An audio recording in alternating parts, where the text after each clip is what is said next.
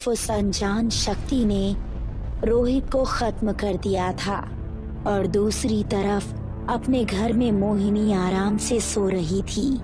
रात के तकरीबन 3 बजे उसको वही सांसों की आवाजें आने लगी। उसने उठकर देखा तो वो आवाज अभी भी उसी खिड़की से आ रही थी, लेकिन इस बार उसकी हिम्मत नहीं हुई कि वो जाकर देखे। मुझे इन आवाजों को इग्नोर करना सीखना ही पड़ेगा। उसने अपने कानों पर हाथ ढक लिए और जोर से अपनी आंखें मीचकर लेटी रही। सुबह जब सभी लोग जगे तो उसके घर के आसपास मातम का माहौल था। मम्मी, ये रोहित के घर के आसपास इतनी भीड़ क्यों जमा है? क्या कहूँ बेटी, बेचारा अच्छा खासा लड़का था, पता नहीं किसने उसकी हत्या कर दी। ये बात सुनकर मोहिनी को एक झटका सा लगा। शायद वो भी पहली नजर में ही रोहित को दिल दे बैठी थी, लेकिन उसने अपनी भावनाओं पर काबू किया। मम्मी, मैं अपने काम पर जा रही हूँ, 2 बजे तक आ जाऊंगी। मोहिनी रोज की तरह गांव के बड़े घरों में काम करने के लिए निकल गई।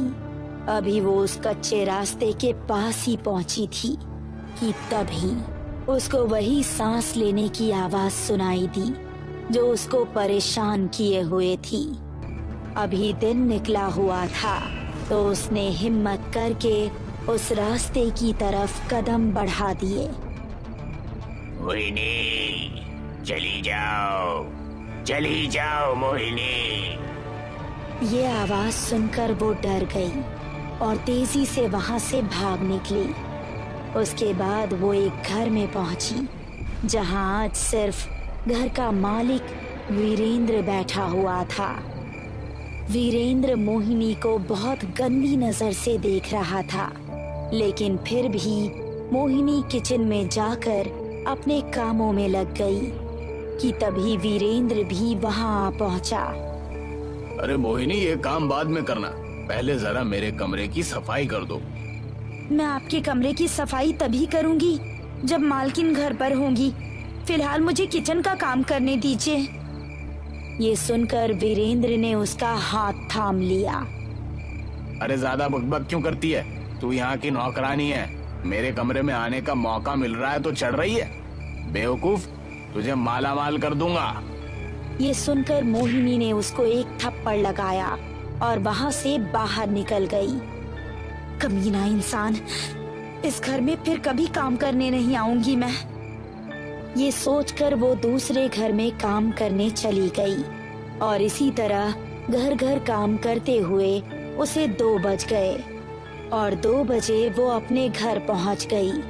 उसी रात तकरीबन 10 बजे मोहिनी की खिड़की से वही सांस लेने की आवाज सुनाई देने लगी। आज उसका दिमाग बहुत गर्म था, इसलिए वो तेजी से घर से निकली और घर के पीछे उसी मैदान में पहुंच गई। कौन हो तुम? क्यों मेरे पीछे पड़े हो? कोई इंसान हो या जानवर? क्यों परेशान कर रहे हो मुझे?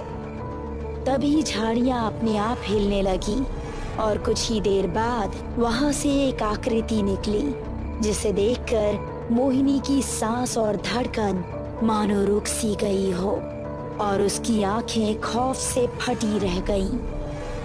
उसके हाथ और पैरों के नाखून तकरीबन 3-3 इंच के थे और दांत पिशाचों के जैसे थे। आंखें सफेद थी और पूरा शरीर लाल। वो इंसान और जानवर का एक मिश्रण लग रहा था। मेरी मोहिनी, आ जाओ। वो तेजी से मोहिनी की तरफ बढ़ा और उसको कसकर गले लगा लिया। मोहिनी उसके इस तरह अचानक सामने आ जाने की वजह से खौफ में थी और इसी खौफ से वो बेहोश हो गई। इस समय वीरेंद्र अपने घर में बैठा हुआ शराब पी रहा था और तभी उसका दरवाजा खुल गया। उसने देखा कि नीली साड़ी पहने हुए मोहिनी मुस्कुराती हुई उसके पास आ रही है। मोहिनी तुम? मैंने घर जाकर आपके प्रस्ताव के बारे में सोचा और ये हल निकला कि आपके साथ कुछ पल गुजारने पर मुझे फायदा हो सकता है, तो मुझे आपकी बात मान लेनी चाहिए। ये सुनकर वीरेंद्र की आंखों में चमक उतर आई और उसने ऊपर से नीचे तक मोहिनी को देखा। नीली साड़ी में चमकता हुआ गोरा बदन किसी को भी पागल कर देने के लिए काफी था। मेरे साथ आइए। वो मुड़कर बाहर की तरफ चलने लगी और वीरेंद्र भी अब उसके पीछे पीछे हो लिया। मोहिनी तेज तेज कदम बढ़ा रही थी और आंखों में हवस लिए वीरेंद्र भी उसका पीछा कर रहा था। आखिर में वो उसी कच्चे रास्ते पर पहुंची। अरे यहाँ कहाँ जा रही हो? ये मौत का रास्ता है, वापस आ जाओ। अगर मेरा प्यार पाना चाहते हैं तो यही जगह ठीक है, यहाँ कोई नहीं आएगा। अब वीरेंद्र भी बेझिझक उसके पीछे हो लिया। मोहिनी एक जगह जाकर रुक गई और हाथ के इशारे से उसको अपने करीब बुलाने लगी। वीरेंद्र भी उसकी तरफ तेज तेज कदम बढ़ाने लगा। जैसे ही उसको ये आवाज सुनाई दी, वो चौंक पड़ा। सांस लेने की ये आवाज बढ़ती ही जा रही थी और अचानक उसके सामने ब्रह्म दैत्य आकर खड़ा हो गया, जिसे देखकर उसका कलेजा मुंह को आ गया। वो भागने को पलटता, इससे पहले ही ब्रह्म दैत्य उस पर झपट पड़ा और उसका कंधा चीरकर उसका मांस चबाने लगा। बचाओ! उसकी तेज चीख सुनकर मोहिनी के ऊपर हुआ सम्मोहन टूट गया और वो अपने सेंस में आ गई। सामने ब्रह्म दैत्य और वीरेंद्र की लाश देखकर उसका पूरा शरीर कांप उठा। तुमको जो भी पाने की कोशिश करेगा मैं उसका यही हाल करूंगा मोहिनी। तुम बस मेरी हो।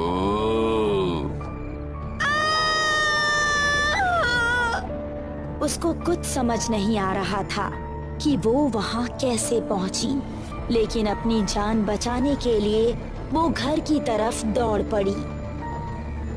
उसने आज भी अपनी माँ और बहन को कुछ नहीं बताया और चुपचाप जाकर अपने बेड पर लेट गई।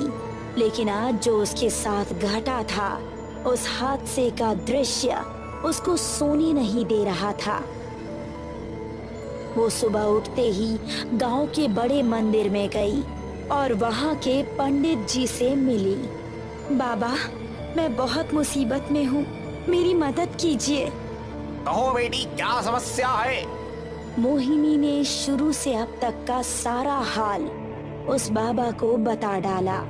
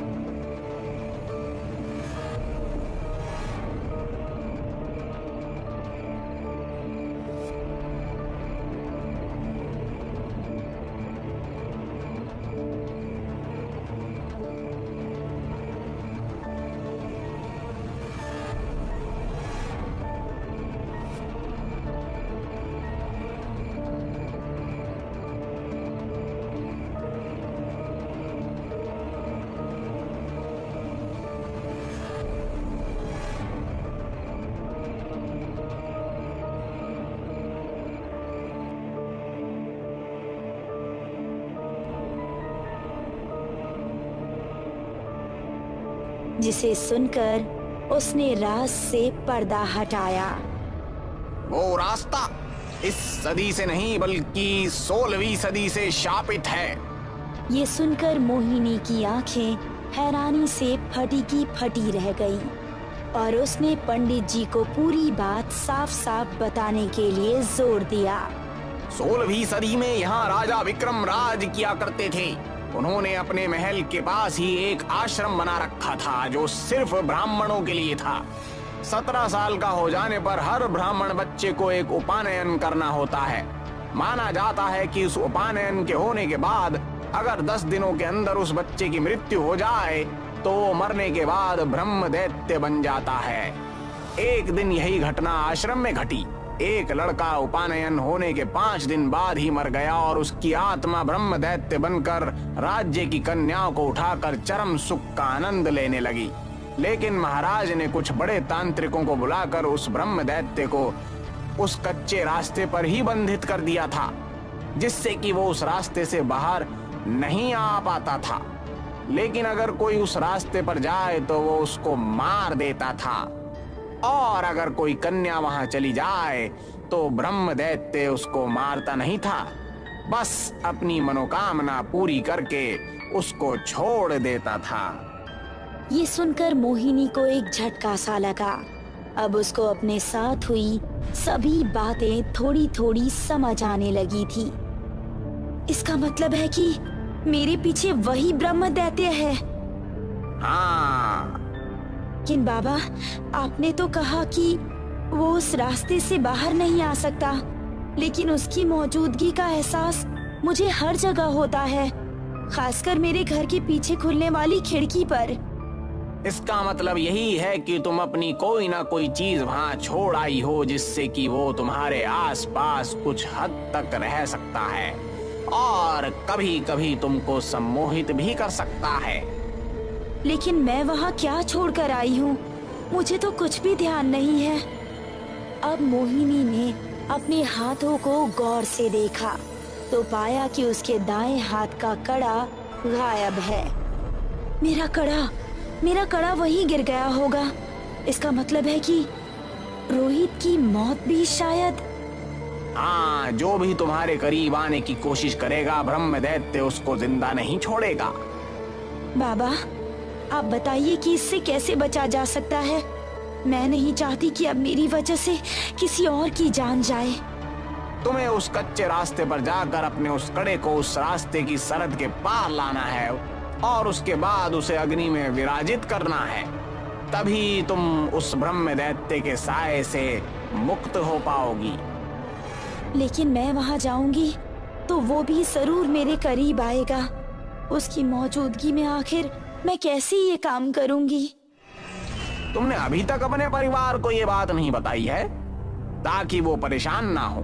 ये सोच तुम्हारी अच्छी है कि हमें अपने घर वालों को परेशान नहीं करना चाहिए, लेकिन ये भी सत्य है कि अगर हम पर कोई मुश्किल घड़ी आए तो हमें अपने घर वालों को जरूर बताना चाहिए, क्योंकि मुश्किल घड़ी में सिर्फ घर वाले ही काम आते हैं। ये सुनकर मोहिनी ने बाबा की बात में सहमति जताई। फिर बाबा से अलविदा लेकर वो अपने घर पहुंची। मम्मी, मेघना, मुझे आप दोनों को एक जरूरी बात बतानी है। और फिर मोहिनी ने उनको सब कुछ बता दिया। रात के ठीक 11 बजे उस कच्चे रास्ते की तरफ बढ़ी चली। जैसे जैसे उसके कदम उस रास्ते की तरफ बढ़ रहे थे, उसकी सांसें तेज होती जा रही थी। फिर भी वो हिम्मत करके आखिरकार वहां पहुंच ही गई।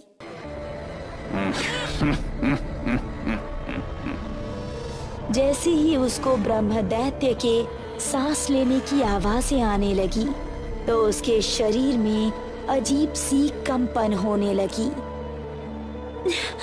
हम आपके पास आ चुके हैं, हमें आपकी मोहब्बत समझ आ गई है। हम भी आपसे मिलना चाहते हैं, आपके साथ कुछ लम्हे बिताना चाहते हैं। सामने आइए। मोहिनी, तुमको तो आना ही था, क्योंकि तुम सिर्फ मेरी हो।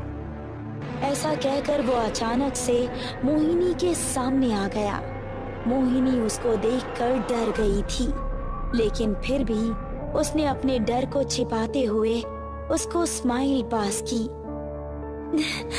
आ जाइए मेरे पास।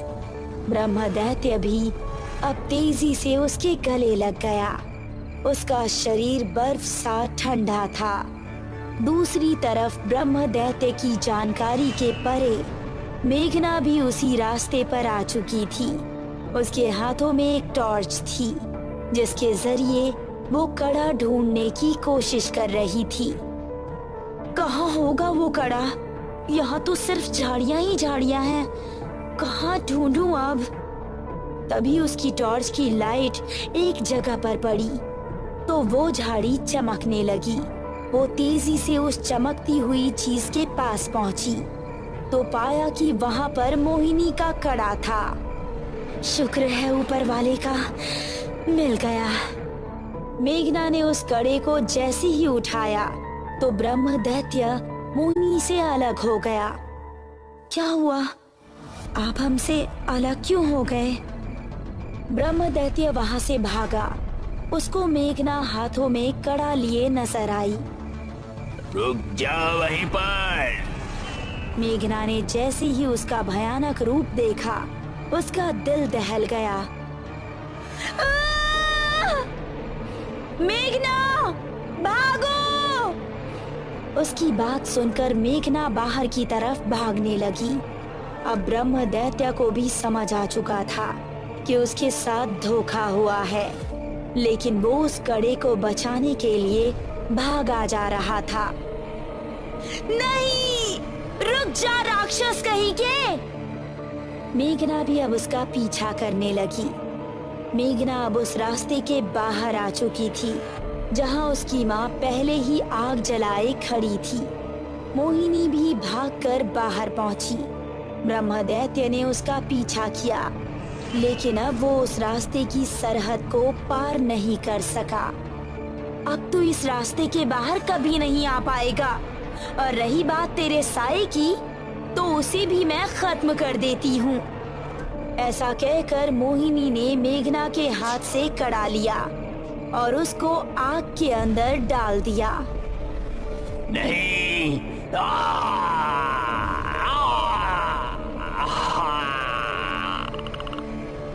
ब्रह्मदैत्य चीखता चिल्लाता हुआ वहां से उसी रास्ते के अंदर भाग गया और फिर वो तीनों सही सलामत अपने घर पहुंच गए।